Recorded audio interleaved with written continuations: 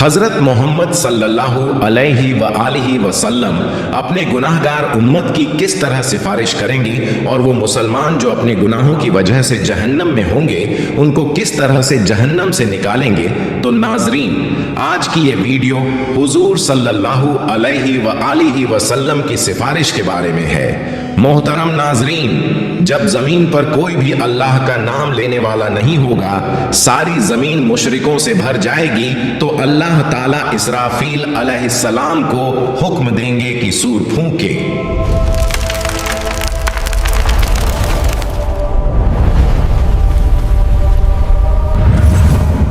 अल्लाह ताला ने कुरान करीम में कई मकामात पर कयामत के दिन के भयानक मंजरों का जिक्र फरमाया है। उनमें सबसे अजीम मंजर वो है जब इस्राफील अलैहिस्सलाम को हुक्म मिलेगा कि वो सूर फूंके।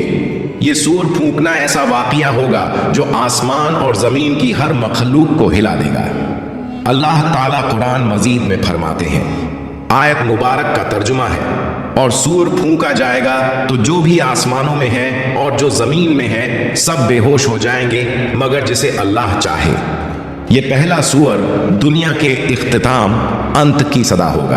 पहाड़ टुकड़े टुकड़े हो जाएंगे, समुंदर उबल पड़ेंगे और आसमान फट जाएगा, सब कुछ फना हो जाएगा। फिर अल्लाह के हुक्म से दूसरा सूर फूंका जाएगा। ये लम्हा ऐसा होगा कि जमीन अपने अंदर छुपाए हुए तमाम मर्दों और औरतों को वापस बाहर निकाल देगी।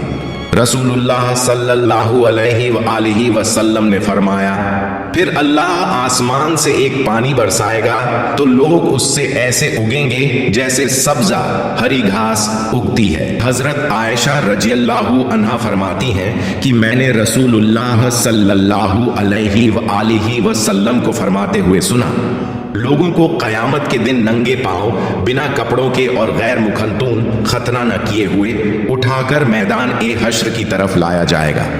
मैंने अर्ज किया, या रसूल अल्लाह, मर्द और औरतें सब इकट्ठे होंगे, वो तो एक दूसरे को देखेंगे। आप सल्लल्लाहु अलैहि व आलिहि वसल्लम ने फरमाया, ऐ आयशा, मामला इतना सख्त होगा कि उन्हें इसकी तरफ ध्यान भी नहीं जाएगा। जब लोग कब्रों से उठेंगे तो जमीन को बिल्कुल हमवार सपाट कर दिया जाएगा, सूरज को बहुत करीब ला दिया जाएगा और खौफ और परेशानी का ऐसा आलम होगा कि हर शख्स अपनी नेकियों और गुनाहों के अंजाम की फिक्र में डूबा होगा। जब लोग दोबारा जिंदा होंगे तो मौजूदा जमीन खत्म हो चुकी होगी। अल्लाह ताला एक नई जमीन पैदा फरमाएंगे। ये जमीन बिल्कुल हमवार सफेद, उस पर कोई पहाड़ दरख्त या गड्ढा नहीं होगा। फिर सब लोग मैदान महशर की तरफ रवाना होंगे। हदीस में आता है कि लोग अलग अलग हालतों में होंगे। कुछ लोग ऊंची ऊंची सवारियों पर होंगे और महशर की तरफ जाएंगे। ये वो लोग होंगे जो दुनिया में अल्लाह के नेक बंदे रहे, जिन्हें इज्जत और एहतराम के साथ लाया जाएगा। कुछ रिवायतों में है कि अंबिया, सिद्दीकीन, शुहदा और सालेहीन को खास सवारियों पर लाया जाएगा। कुछ लोग पैदल चल रहे होंगे। ये आम लोगों की अक्सियत ज्यादातर होगी। कुछ लोग घुटनों के बल घिसटते हुए आएंगे। ये वो लोग होंगे जिनके आमाल, अच्छे काम कमजोर और गुनाह ज्यादा होंगे और जमीन की सख्ती और खौफ उन्हें सीधा चलने नहीं देगा। और कुछ लोग चेहरों के बल घसीटे जाएंगे। रसूलुल्लाह सल्लल्लाहु अलैहि व आलिहि वसल्लम ने फरमाया, क़यामत के दिन हश्र के मैदान में सूरज को मखलूकन के करीब कर दिया जाएगा, यहां तक कि वो उनसे 1 मील के फासले पर रह जाएगा। तमाम लोग अपने आमाल के हिसाब से पसीने में डूबे होंगे। इनमें से कुछ लोग वो होंगे जिनका पसीना टखनों तक होगा, कुछ वो होंगे जिनका पसीना घुटनों तक होगा, कुछ वो होंगे जो कमर तक पसीने में डूबे होंगे और कुछ लोग ऐसे होंगे जिनके लिए उनका पसीना लगाम की तरह हो जाएगा। सब लोग सख्त तकलीफ में होंगे, शदीद गर्मी होगी और ये दिन 50,000 साल के बराबर होगा। रसूलुल्लाह सल्लल्लाहु अलैहि व आलिहि वसल्लम फरमाते हैं, उस वक्त कुछ लोग कहेंगे, क्या तुम देखते नहीं कि किस हाल में हो, किस मुसीबत में फंस गए हो? क्यों ना ऐसे शख्स को तलाश करो जो तुम्हारे रब की बारगाह में तुम्हारी सिफारिश करे। फिर कुछ लोग कहेंगे, तुम सबके बाप तो हजरत आदम अलैहिस्सलाम हैं। फिर सब लोग उनकी खिदमत में हाजिर होकर अर्ज करेंगे, ऐ सैयदना आदम, आप अबुल बशर हैं। اللہ تعالیٰ نے آپ کو اپنے قدرت والے ہاتھ سے پیدا فرمایا، آپ میں اپنی روح پھونکی اور فرشتوں کو حکم دیا تو انہوں نے آپ کو سجدہ کیا اور آپ کو جنت میں رہنے کی جگہ دی۔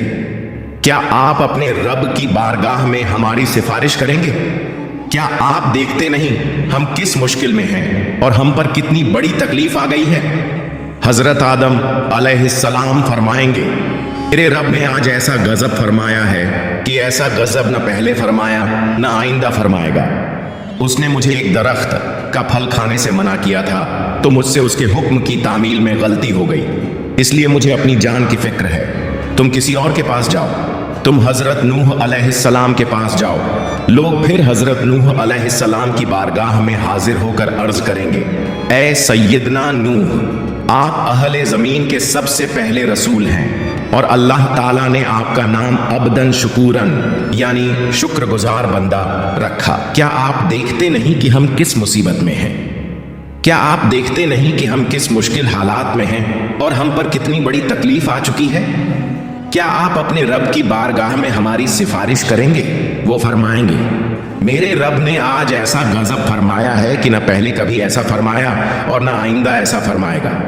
مجھے اپنی جان کی فکر ہے، مجھے اپنی حفاظت کی پرواہ ہے، اس لیے تم کسی اور نبی کے پاس جاؤ۔ پھر سب لوگ حضرت ابراہیم علیہ السلام، حضرت موسیٰ علیہ السلام اور تمام انبیاء کے پاس جائیں گے، لیکن کوئی بھی سفارش نہیں کر پائے گا۔ ہر کسی کو اپنی جان کی فکر ہوگی۔ جب آخر میں لوگ حضرت عیسیٰ علیہ السلام کے پاس آئیں گے تو حضرت عیسیٰ علیہ السلام فرمائیں گے، حضرت محمد صلی اللہ علیہ وآلہ وسلم کے پاس جاؤ۔ حضور صلی اللہ علیہ وآلہ وسلم فرماتے ہیں، لوگ میرے پاس آئیں گے اور عرض کریں گے، یا محمد، آپ اللہ تعالیٰ کے رسول اور سب سے آخری پیغمبر ہیں اور اللہ تعالیٰ نے آپ کو پہلے اور بعد کے تمام گناہوں سے پاک رکھا ہے۔ آپ اپنے رب کی بارگاہ میں ہماری سفارش کیجیے۔ کیا آپ نہیں دیکھ رہے کہ ہم کس حالت تک پہنچ گئے ہیں؟ حضور صلی اللہ علیہ وآلہ وسلم فرماتے ہیں، میں آگے بڑھوں گا اور عرش کے نیچے پہنچ کر اپنے رب کے حضور سجدہ ریز ہو جاؤں گا۔ پھر اللہ تعالیٰ مجھ پر اپنی حمد و ثنا اور حسن تعریف کے ایسے کلمات کھولے گا جو مجھ سے پہلے کسی اور پر نہیں کھولے گئے تھے۔ پھر کہا جائے گا، اے محمد، اپنا سر اٹھائیے، سوال کیجئے، آپ کو عطا کیا جائے گا، اور سفارش کیجئے، آپ کی سفارش قبول کی جائے گی۔ میری سفارش قبول ہو جائے گی اور پھر اللہ تعالیٰ حساب کتاب شروع فرمائیں گے۔ ابن کثیر رحمت اللہ علیہ تفسیر میں لکھتے ہیں، تم سے اللہ تعالیٰ کی نعمتوں پر شکر کے بارے میں پوچھا جائے گا کہ اللہ تعالیٰ نے تمہیں صحت، امن اور رزق جیسی نعمتیں عطا کیں تو تم نے ان کے بدلے میں کیسے اللہ کا شکر ادا کیا اور اس کی بندگی کی۔ حضرت ابو برزہ اسلمی رضی اللہ عنہ روایت کرتے ہیں کہ رسول اللہ صلی اللہ علیہ وآلہ وسلم نے فرمایا، قیامت کے دن بندے کے قدم اس وقت تک اللہ کے حضور سے ہٹ نہیں سکیں گے جب تک اس سے 5 باتوں کے بارے میں سوال نہ کیا جائے۔ اپنی عمر کہاں گزاری، اپنی جوانی کہاں خرچ کی، اپنے مال کو کہاں سے کمایا اور کہاں خرچ کیا، اور اپنے علم پر کتنا عمل کیا۔ یہ سوالات اس بات کی یاد دلاتے ہیں کہ دنیا میں ملی ہوئی ہر نعمت، وقت اور موقع ایک امانت ہے اور اس کا حساب اللہ کے حضور دینا لازمی ہے۔ اور روایتوں میں آتا ہے کہ قیامت کے دن بندے سے سب سے پہلا سوال نماز کے بارے میں ہوگا۔ جس کی نماز صحیح ہوگی وہ کامیاب ہوگا۔ جب بندوں کے اعمال کا حساب کتاب پورا ہو جائے گا تو ہر بندے کو اس کے سارے اعمال پر مشتمل ایک کتاب دی جائے گی، تو مومن کو عزت کے طور پر اس کا اعمال نامہ دائیں ہاتھ میں دیا جائے گا، جس سے وہ قیامت کے دن بہت خوش اور کامیاب ہوگا۔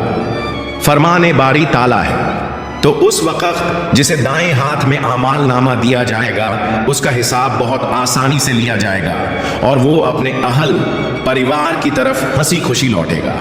لیکن کافر، منافق اور گمراہ لوگوں کو ان کا اعمال نامہ ان کی پیٹھ کے پیچھے سے بائیں ہاتھ میں دیا جائے گا۔ اللہ تعالیٰ فرماتا ہے، جسے اس کا اعمال نامہ پیچھے سے دیا جائے گا وہ موت کو پکارنے لگے گا اور بھڑکتی ہوئی جہنم میں داخل ہوگا۔ جب حساب کتاب ختم ہو جائے گا اور اعمال نامہ بانٹ دیا جائے گا تو اس کے بعد اعمال کا وزن ہوگا۔ اعمال کے وزن کے لیے ایک ترازو ہوگا جس کے 2 پلڑے ہوں گے، اسی میں بندوں کے اعمال کو تولا جائے گا۔ یہ ترازو اتنا عظیم ہوگا کہ اس کی اصل ماترا کا اندازہ اللہ تعالیٰ کے سوا کوئی نہیں لگا سکتا۔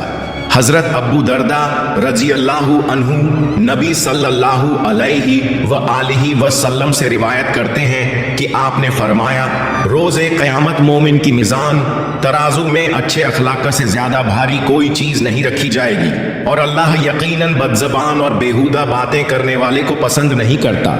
جب اعمال کا وزن ہو جائے گا تو جس کا پلڑا بھاری ہوگا وہ جنتی ہوگا، اور جس کا پلڑا ہلکا ہوگا وہ جہنمی ہوگا۔ اس کے بعد پل صراط کا مرحلہ آئے گا۔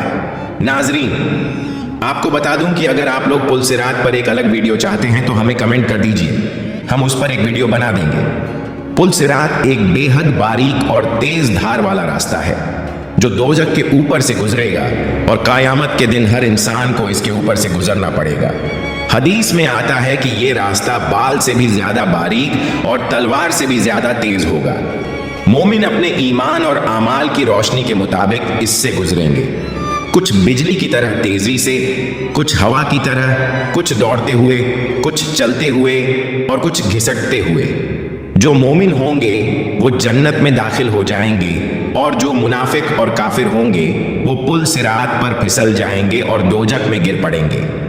حضرت عبداللہ بن عباس رضی اللہ عنہ سے روایت ہے کہ نبی صلی اللہ علیہ وآلہ وسلم نے فرمایا، قیامت کے دن تمام انبیاء کرام علیہم السلام کے لیے سونے کے ممبر بچھائے جائیں گے اور وہ ان پر بیٹھیں گے، لیکن میرا ممبر خالی رہے گا، میں اس پر نہیں بیٹھوں گا بلکہ اپنے رب کریم کے سامنے کھڑا رہوں گا، اس ڈر سے کہ کہیں ایسا نہ ہو کہ وہ مجھے جنت میں بھیج دے اور میری امت میرے بعد بنا مدد کے رہ جائے۔ پھر میں عرض کروں گا، اے میرے رب، میری امت۔ اللہ تعالیٰ فرمائے گا، یا محمد، آپ کیا چاہتے ہیں کہ میں آپ کی امت کے ساتھ کیسا سلوک کروں؟ نبی صلی اللہ علیہ وآلہ وسلم فرماتے ہیں، میں عرض کروں گا، میرے رب، ان کا حساب جلدی کر دے۔ پھر انہیں بلایا جائے گا اور ان کا حساب ہوگا۔ ان میں سے کچھ اللہ تعالیٰ کی رحمت سے جنت میں داخل ہوں گے اور کچھ میری شفاعت سے۔ میں شفاعت کرتا رہوں گا یہاں تک کہ ان لوگوں کی رہائی کا حکم بھی حاصل کر لوں گا جنہیں دوزخ میں بھیجا جا چکا ہوگا، اور میں داروغہ جہنم مالک کے پاس جاؤں گا تو وہ کہے گا، اے محمد، آپ نے اپنی امت میں سے کسی کو بھی آگ میں باقی نہیں چھوڑا جس پر اللہ رب العزت ناراض ہو۔ پھر اچانک میں دیکھوں گا کہ اللہ رب العزت میرے سامنے جلوہ افروز ہے تو میں سجدہ ریز ہو جاؤں گا۔ اللہ تعالیٰ فرمائے گا، محمد، اپنا سر اٹھائیے اور بات چیت کیجیے، آپ کو سنا جائے گا، کہیے آپ کی بات قبول کی جائے گی، اور شفاعت کیجیے، آپ کی شفاعت قبول کی جائے گی۔ میں اپنا سر اٹھا کر عرض کروں گا، میری امت۔ اللہ تعالیٰ فرمائے گا، اپنی امت کے پاس جائیے اور جس کے دل میں رائی کے دانے کے برابر ایمان موجود ہو اسے جنت میں داخل کر دیجیے۔ میں جاؤں گا اور جس کے دل میں اتنی ماترا میں ایمان پاؤں گا اسے بھی جنت میں داخل کر دوں گا۔ پھر اچانک میں دیکھوں گا کہ اللہ رب العزت میرے سامنے جلوہ افروز ہے تو میں سجدہ ریز ہو جاؤں گا۔ اللہ تعالیٰ فرمائے گا، محمد، اپنا سر اٹھائیے اور بات چیت کیجیے، آپ کو سنا جائے گا، کہیے آپ کی بات قبول کی جائے گی، اور شفاعت کیجیے، آپ کی شفاعت قبول کی جائے گی۔ میں اپنا سر اٹھا کر عرض کروں گا، میری امت۔ اللہ تعالیٰ فرمائے گا، اپنی امت کے پاس جائیے اور جس کے دل میں رائی کے دانے کے برابر ایمان موجود ہو اسے جنت میں داخل کر دیجیے۔ میں جاؤں گا اور جس کے دل میں اتنی ماترا میں ایمان پاؤں گا اسے بھی جنت میں داخل کر دوں گا۔ اللہ عز و جل سے دعا ہے کہ ہمیں نیک اعمال کرنے کی توفیق عطا فرمائے اور ہمیں حضرت محمد کی شفاعت نصیب فرمائے۔